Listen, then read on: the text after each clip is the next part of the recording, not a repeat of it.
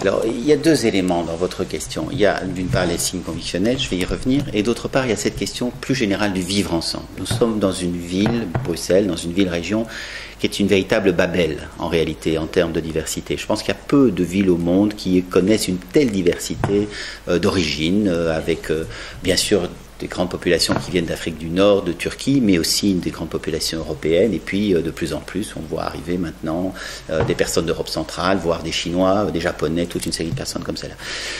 C'est très important que nous ayons un socle de valeurs communes. Et donc, moi, je pense que une des choses qui serait très importante pour la prochaine législature, c'est véritablement de mettre en place un pacte citoyen, un véritable pacte entre l'ensemble des habitants qui rappellerait quelles sont nos valeurs, quels sont les fondements de notre société, à quoi nous tenons vraiment, l'égalité homme-femme, la laïcité effectivement de l'État, toute une série d'éléments comme cela qui me paraissent fondamentaux et qui pourraient être traduits dans le cursus scolaire, dans les administrations, dans toute une série d'éléments de la vie quotidienne où on pourrait rappeler cela aux citoyens. Deuxième élément, j'ai été comme président de la commission des naturalisations sous cette législature à la Chambre.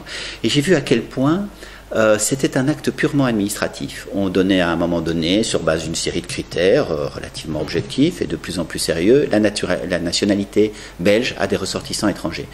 Et puis ils recevaient cette nationalité sans autre forme de procès. Moi je pense qu'il faut, comme aux États-Unis, organiser dans toutes les mairies, dans toutes les maisons communales, une cérémonie particulière où l'on prête serment sur la Constitution, où l'on prête serment sur les valeurs et sur la Charte universelle des droits de l'homme, pour bien rappeler de nouveau quel est le fondement de notre société. Et donc ça, c'est la deuxième initiative que je pense qu'il faut prendre. Et par rapport à un parcours du citoyen? Certainement un parcours du citoyen. Je pense que c'est fondamental. Je pense que malheureusement, les francophones ont pris un temps de retard par rapport aux néerlandophones là-dessus. Ça me paraît essentiel que lorsqu'on arrive dans un pays, eh bien, on le connaisse, on adhère à ses valeurs et on connaît sa langue. C'est quelque chose qui me paraît fondamental et qui a trop souvent été un peu relativisé. C'est un domaine dans lequel, au CDH, on souhaite pouvoir avancer.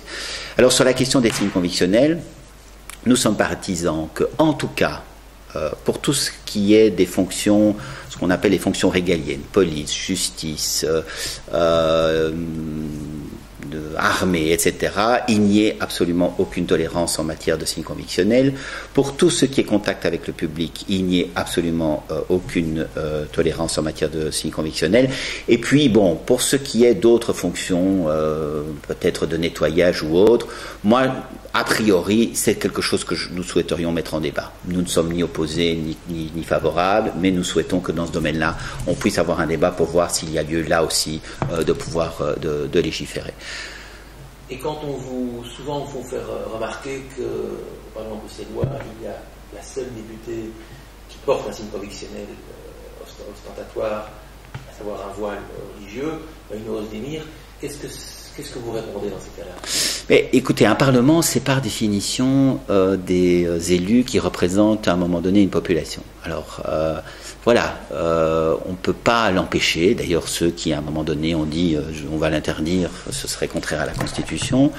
Bon, moi, voilà, c'est le reflet de notre population. Je pense que pour autant, et ça j'y tiens beaucoup, lorsque ces parlementaires sont dans des fonctions de représentation, par exemple, s'ils doivent représenter notre pays à l'étranger, s'ils doivent présider une commission, s'ils doivent être dans des fonctions alors où ils dépassent leur propre mandat, la propre représentation de la population, alors je serai pour l'interdiction du voile. Et aussi pour les fonctions exécutives. Et aussi bien sûr pour les fonctions exécutives où on dépasse de nouveau la simple fonction de représentation d'une population qui vous a élu.